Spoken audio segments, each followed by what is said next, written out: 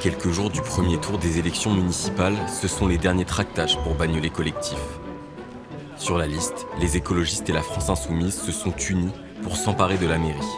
Son actuel locataire, Tony Di Martino, socialiste, est aussi dans la course pour un troisième mandat. Mais la particularité de cette équipe, c'est la présence de plusieurs militants de l'Assemblée des quartiers. L'Assemblée des quartiers, en gros, c'est un rassemblement de plein de militants des quartiers populaires. Donc c'est pas un parti politique, mais en fait le but c'est de se rassembler et de peser en fait dans le débat public, notamment auprès des partis.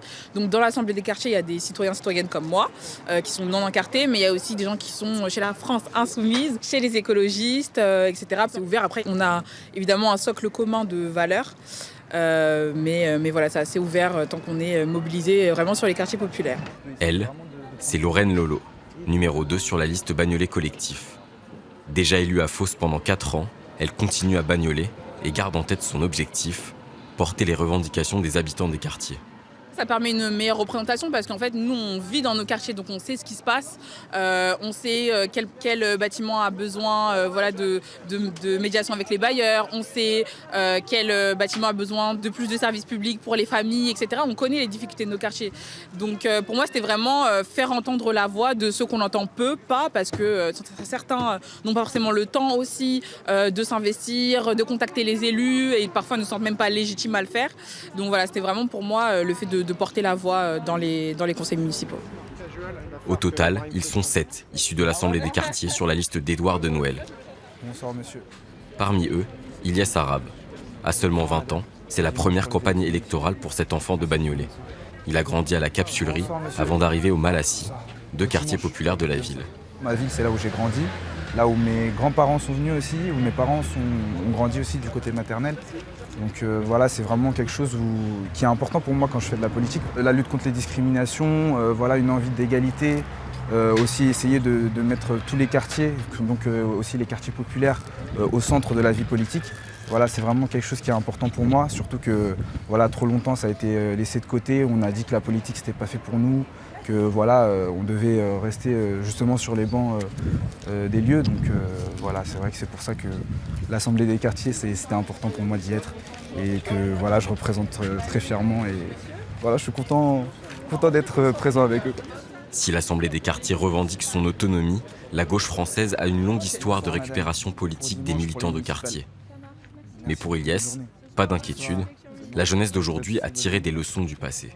Je pense qu'on en est conscient. Il y a eu une période où peut-être justement ça a été plus compliqué parce que la politique c'était assez élitiste. Mais c'est vrai que les jeunes des quartiers commencent de plus en plus à s'intéresser à tout ça. Et ils comprennent aussi que ça a un impact sur leur vie, sur la vie de leurs proches. Et je pense qu'il y a vraiment eu un changement. Et même c'est ce qu'on porte aussi avec cette liste. C'est le changement à justement une gauche qui a pour envie juste d'être opportuniste et d'avoir des postes à une mairie ou autre. Le défi est de taille à Bagnolet. 16,5% de taux de chômage, près de 30% de personnes sous le seuil de pauvreté. Les problèmes sociaux s'accumulent. Aux dernières municipales en 2020, le maire actuel, Tony Di Martino, avait remporté les élections avec 55% des voix. Sauf qu'en réalité, seulement 36% des électeurs s'étaient déplacés pour voter au second tour. Pour résoudre ces problématiques d'abstention, notamment dans les quartiers populaires, la question de la représentativité des listes électorales sera-t-elle suffisante ? Il faut que les gens se mettent justement à aller voter, à ne pas attendre qu'on décide pour eux et puis qu'il ne faut pas qu'ils aient l'impression justement que ça ne changera rien. C'est justement si on s'y met à aller voter, ça peut faire pencher la bascule, quoi.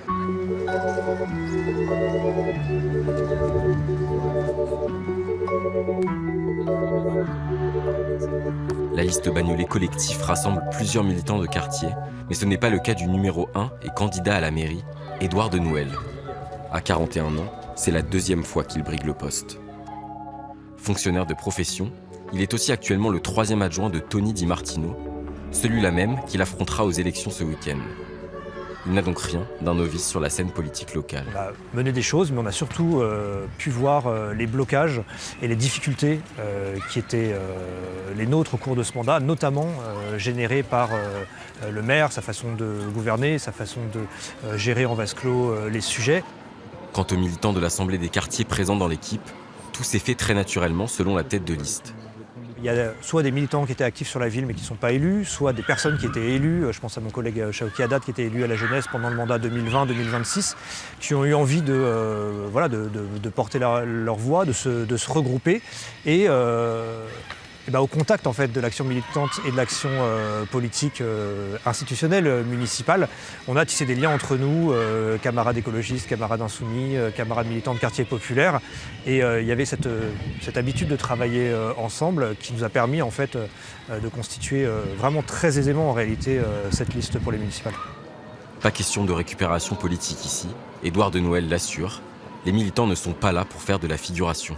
Dans certains quartiers populaires, en France, on est venu, les partis politiques installés, socialistes, communistes ou autres, piocher des personnes, des individualités. La logique de l'Assemblée des quartiers, elle est tout autre, c'est de se fédérer, ces militantes et militants, anciens, nouveaux, pour faire corps, porter leurs idées et finalement peser dans les différentes listes dans lesquelles ils sont présentes et présents pour porter leurs idées et ne pas être récupérés par des organisations partisanes.